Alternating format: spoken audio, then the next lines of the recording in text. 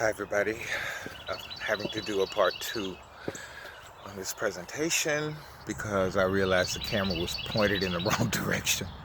So this is part 2. I just showed a huge raven, which of course I presume to be Mama Nebthet, guiding me on this presentation. I want to speak about my surgery and what the results are afterwards, all about that. And I want to begin by singing, "We will avenge the souls of all those slain by the soulless psychopath." We will avenge the souls of all those slain. We will not allow the destruction of our people globally. We are the progenitors of culture and civilization globally. They will not get away with destroying our people. We will avenge the souls of all those slain by the soulless psychopaths. They will not get away with murdering all our people. No way, they will not get away. Okay, thank you. The lyrics to that weren't quite right, but the message is still the same. I want to begin today because recently I have been listening to Freeman Ale. You know, he's the sort of man that we all wish was our father. The epitome of black manhood and godhood. I think about Bobby Hemmett and how amazing he is. But you can clearly tell that Bobby Hemmett got his foundations studying under Freeman Ale. He's a famous Moor known for the fez on his head. He teaches all things metaphysics, all things chakras, Kundalini, and he's amazing. And on today, I watched this presentation about being God. You know, I called myself the conscious doctor. I prided myself in being able to self-heal myself. And despite all the things we have learned about all the horrific things happening to us on the planet, whether it be cloning, black eradication, problems in hospitals, food, water, and air, all the ways that we are under attack, it's easy to point fingers and want to blame others. Although those things might be true, according to Dr. Sabi, whose presentation was most excellent and really got me back in a state of consciousness, of self-responsibility, of being God. Being God. He talked about so many things, but he reminded me that we are creators and everything is mental. And in our brain, we carry all the people, all the situations that we have allowed into our consciousness. And what is important is what we focus on. Now, if we really and truly believe that we are God, there is nothing that is impossible. Like healing myself, even though it might be a implant or even bogus HIV. How and why did I draw these situations into my own life? And why am I suffering? What am I to learn? And so, bogus HIV, as horrific as it is, has probably spurned more spiritual growth than anything ever could or would. So in that sense, I can be thankful it was through that trauma that I've learned to be self-responsible in self-healing, uh, as well as all the other things related to spirituality, metaphysics, and occult science. I would not be who I am had I not endured that trauma, which is still ongoing. That being said, with this root chakra attack, I want to talk about my surgery. Uh, I have steadily tried to remain in a consciousness of not pointing fingers, not blaming. From the beginning of this experience, which began back in Birmingham with a proctologist who happened to be a graduate of my college, Birmingham Southern College, which eased some of my fears, but he diagnosed acute hidradenitis suppurativa. He had a person in the room with him. He put a finger up there and immediately made that diagnosis. Sort of reminded me of when I went to the podiatrist because I was experiencing pain in my foot, and she diagnosed neuroma. And then, of course, on the way out, paying a stack of neuromas were in the reception area. So I, from the very beginning, have told people that I think there's some sort of an object in my rectum. And most people, don't really understand that in the medical field. Want to know how that could have happened, etc. However, even at the emergency room, I wanted to get this in.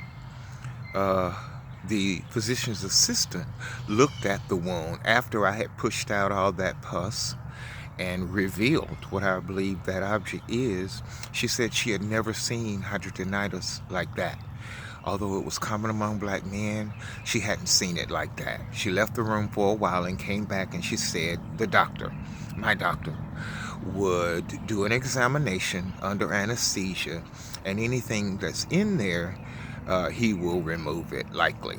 As well, 2 other women I spoke to on the phone that I never met said the same thing. He's going to go in there and look around. If something's not supposed to be there, he's going to remove it. So that gave me a little bit of solace and hope. However, again, my mother accompanied me on the day of surgery. That week leading up to surgery, after the emergency room, was horrific. The pain of waiting, wanting it to happen right then, and the fear of anesthesia. Anyway, we arrived on that day. I want to give kudos really to the hospital staff. Everyone that I encountered was extremely kind and professional. Not only did the nurse who filled out a questionnaire about my physical history, as well as the anesthetist himself, as well as his assistant, all came into the room prior to surgery and explained to me exactly what was going to happen, answered any questions, quelled my fears, and I was so thankful for that, knowing I was about to go under anesthesia. My doctor even came in. I showed him the wound again, and every person since the beginning of this, from Birmingham through the 2 years, at every emergency room in Atlanta and Douglasville, and now here in Montgomery, I have mentioned that there's an object in my ass. And make a long story short, my doctor did the surgery. I came to a little bit woozy, under the influence of Percocet, I think it's called, oxycodone, and I'm not supposed to take the bandage off, was not supposed to take the bandage off for 24 hours. However, that night, in using the bathroom, I generally have to sit on the toilet rather than stand to do any bathroom waste removal, and brace myself on either side for the pain that's about to come. And so in doing that, I passed a little gas and wondered if there was fecal matter in it. So I pulled the bandage down, and there was not, but it was my first time being able to view the wound. And he had definitely done some cutting on my rectum. and I could see the stitches where he had sewn together my anus. And make a long story short, now what I believe, he did not remove the object. He just stitched around it even tighter. So the pain now is more than it was. And that was on Wednesday. It was, by the weekend when I was able to view the wound and tried to call him, but the office is closed. I left my number. You couldn't even leave a detailed voice message. And it is Sunday, and he has not yet gotten back with me. Now, what I'm going to do is give this thing one more shot. I'm going to talk to him in such a way. I hope I don't have to get all the way down into the points about who I really am, being a metaphysician, the kind of work that I've done, the reasons that I believe that I am under attack, and about things I know about the medical profession. If you all recall, I told you my friend said, he may see it, they may see it, but just like fraternal orders of the police, doctors, governments, they work together to sublimate these Kundalini energies. Incidentally, everybody I came in contact with, the exception of one lady, was black. The men that were there awaiting surgery, one woman that I spoke to said it was her third time in surgery. I don't know what issues they had. I didn't delve into their personal lives, nor did I allow them into mine. But I was just gathering information in any way that I could. And so I'm going to give it one more shot. He set an appointment. Interestingly, you don't get to meet with the doctor after surgery. They move you into the outpatient area, and they give you pages of information about how to care for yourself going forward. But he had set an appointment for May 14th. And I hope, though, that I can get to speak with him very candidly and honestly. I don't like, and I cannot live in pain like this. I've given it my best for 2 years. And then to get all the way up to surgery and be so hopeful that it's all going to work out, but it has not. It has become worse. And so I'm going to give it one more shot, ask him to repeat what he has heard me say. And so if they do grant me another surgery, I can relax into it like I did the last time and allow to happen what happens, and hope that he will remove it. If he has not or has made it worse, that's it for me. I just have to be honest about that. I've made it this far. I've fought the good fight. I have done everything to heal myself, particularly realizing and remembering what Dr. Sebi has taught, that we are gods and we can create. And so that makes me really take a look at myself, why I drew these experiences into my life, and what is blocking my complete and total healing as a god on this planet. Any of you out there who are going through a similar situation, my heart is with you. I can't tell you what to do. Nobody seems to be able to even tell me what to do. I think it's a personal decision that we all must make. And I'm just wishing the best for myself and working on keeping my mindset right so that I can create complete and total health. Now I'm going to take a look down at my notes and just skim through and get some of these things in. I've been taking notes for the past several days. And I wanted to talk about Ensure Plus, which is really keeping me alive, that and other vegetable and fruit drinks. I have done my best not to eat at all. Maybe an egg here, maybe egg drop soup there. Anything that will not get stuck in my system. I am not in faith about food, not having seeds being somehow artificial, even fruits. And I believe my digestive tract is having a very difficult time. So liquid diet has been the best for me. And interestingly, I am still passing fecal matter, which I assume the Ensure Plus is a food product in a sense. Thick and very soothing, and very expensive.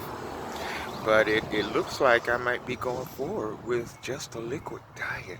No chicken, I don't care if it's shredded up in soup or broth. All of that seems to give me an issue. Maybe these are functions of Kundalini turning us into something else, and forcing change.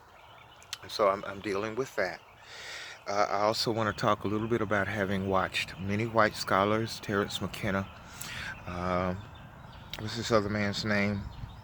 There's an organization called London Real, a group of white guys who know all about occult science, metaphysics, um, ayahuasca, alternate states of consciousness, opium, mushrooms, psilocybin, as well as Graham Hancock. He's probably my favorite white speaker of all time. He's a very humanistic man. Seems to be very fair, very well spoken. And I have enjoyed watching those presentations. However, I always go back to master teacher Bobby Hemmett. Bobby Hemmett relates to black people in a way that no one else ever could. And I appreciate that so much. He has taught us how to recognize when certain information about us is being left off. I think I've determined that, for instance, Terence McKenna and others, they're always talking about the universe and the beginning and the end. And I believe they know that it's nearing the end. None of them have said that they don't expect to be around. Bobby Hemmett has taught that they will not if they don't have the black dot dark matter. Pineal gland, that they will dissipate. That's hard to say, and I don't want to judge anyone based on the color of their skin. All I want to do is get to the bottom of the science and position myself and those around me who care, who are in the same mindset, to get through this with greater ease. I do have a friend. When I was away from Facebook, we were not in touch, but since I've gotten back on Facebook, he and I have been communicating. He has been speaking about every night he goes to sleep and he's traveling through this black tunnel. And so he wanted to know information about that. I've shared what I know. We know we're looking for that gateway. And I'm very happy for him. So he has fears. He has a young son. And a lot of people are attached to this realm. And they may be granted some other abilities that fear keeps us from getting all the way through. I don't know if that's the case with him or not, but that's what I surmise. And I wish him well. And I'm continuing to do everything that I can. Alter work, mindset, anything that I can do to fully activate and be healthy again, going forward. Checking down in my notes again. Graham Hancock speaks a lot about trust and how a lot of humans are just not at the level of awareness to be able to comprehend some things. And we have to be careful who we trust when we are speaking. I'm recalling Alex Gray, the guy that does a great artwork, how for years I had that caduceus, the man walking up the stairs holding the caduceus, because that's how I felt about me in my life. The caduceus is such an amazing symbol. And since the very beginning, when I was learning the principles through Carolyn Meese, the medical intuitive, her books, Anatomy of the Spirit, and several others she had, Mother Teresa of Avila, and several books where I learned the principles of the chakras. Well, I have to say, I'm only now, all these years later, seeking clarity about that Anja chakra, the two-petaled Anja chakra, where opposites are said to merge, good and bad. If we were raised in religion, we're supposed to be good all the time. But ascending the chakra column, abiding the principles of the chakras, I was always stuck at Anja. How am I going to see the good and the bad? Well, we know the caduceus has the two serpents, one representing masculine, the other the feminine energies intertwining around through the heart of unconditional up to flight, the wings at the top.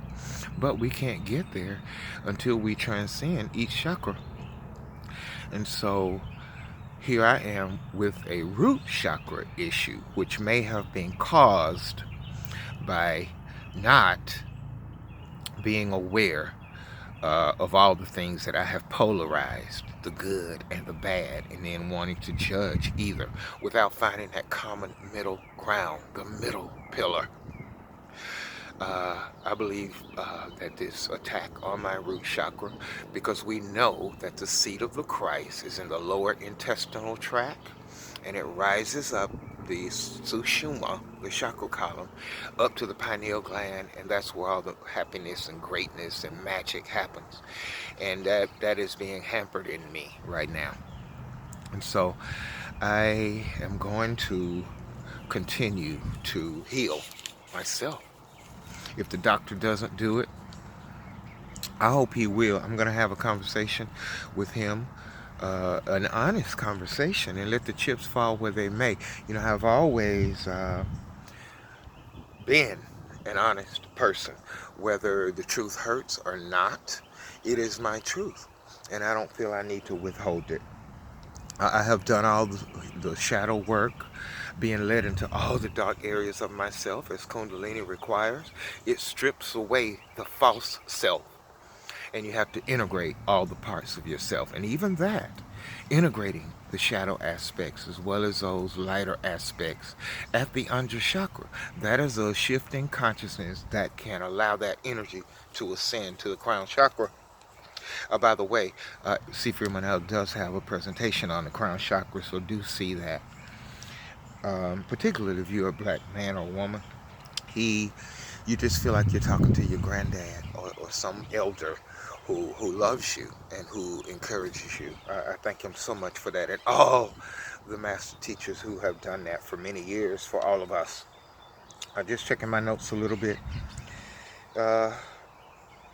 I have a note about health, happiness, and bogus HIV. I've already spoken about that. And isolation. If you are isolated as I am, there is gold in it. I can tell you that being around others can be very stressful. Trying to communicate with people on a whole different level. Not that mine is better or theirs is higher or lower. Isolation is a good thing, I think, through this period that we're living in.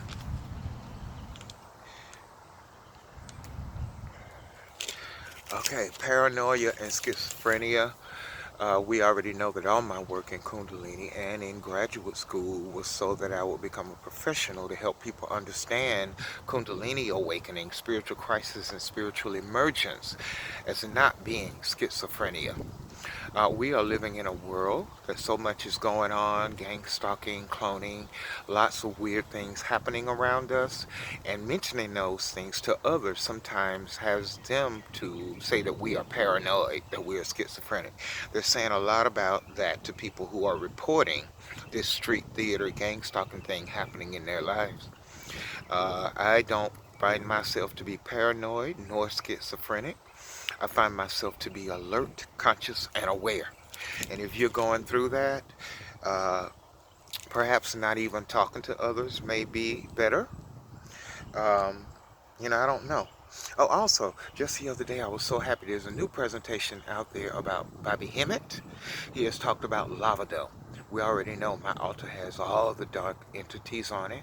I've even talked about lavado, who's responsible for the energy under volcanoes, lava is from his name. Bobby Hemmett has said that he has been in contact with him, and he's worked his way back to the waters, black waters, which have been evidenced in Florida, and Bobby has said all over the world. This is a very powerful energy. Do see that presentation is only about 15 or 18 minutes. I'll post it in the comment section under this presentation once I upload it. It kind of makes you feel like you can relax a little bit when we are feeling powerless. We know that there are entities above us. In that presentation, Bobby Hemmett says that just by being humans on this planet, we forced some of those gods underground, underwater, underground. And they are going to return to take back what is theirs. And there will be a lot of destruction in that process. And so do check out that presentation. It is quite powerful. Um, let's see. I have something here about Tavistock. I had done a presentation about rule by secrecy and all these elite organizations that are in control, really, of everything that happens, manipulating our consciousness. By Behemoth talks about the factions within them, the Illuminati, Tavistock, and uh, we really just have to be steadfast in ourselves, knowing that whatever perceived threats are around us, it is us who are God goddess on the planet. And we have to believe that. See, Freeman Ale talks about the light in your foot, where you feel so confident, your will is so strong that you do not allow any outside thing to keep you from the recognition that you are God. And I love that. It seems to be the only thing that is going to save me, saving myself as a conscious doctor, rainbow warrior. And so, um, I can honestly say that if I review my life, there has never been a time where I have intentionally tried to harm another. I may have gotten angry at things done to me and had thoughts of revenge, but I have never in the physical world attempted to hurt another person. Now, I'm sure I'm not the only person on this planet like that, but I do consider myself as someone who has a good heart. Maybe that's the problem. Maybe I need to balance more, the good and the so-called bad. But I don't have any intention of harming anybody based on who they are, what color they are. However, I am in a consciousness of self-protection. Nobody seems to be doing it. Nobody can provide anything for us. It's something that starts with us. And so that's about all I wanted to say here today. I am again at Oak Park here in Montgomery, Alabama. Still waiting on my home to be ready. The work is going forward well.